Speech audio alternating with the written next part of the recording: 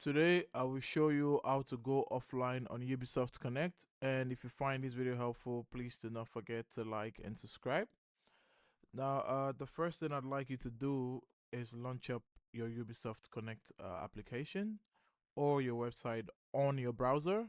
Now, the next thing we're going to do is once you've logged in and you've been able to authenticate yourself, you will be able to see this hamburger on the left side of your screen.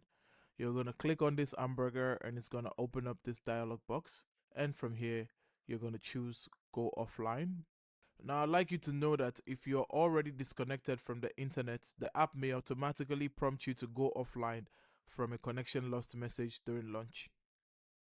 Now, once you choose the offline status, it's going to restart and you're going to have this offline status on your profile.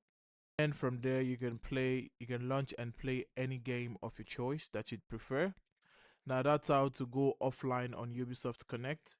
If you do find this video helpful, please do not forget to like this video and subscribe to our channel. And that being said, I'll see you in the next one.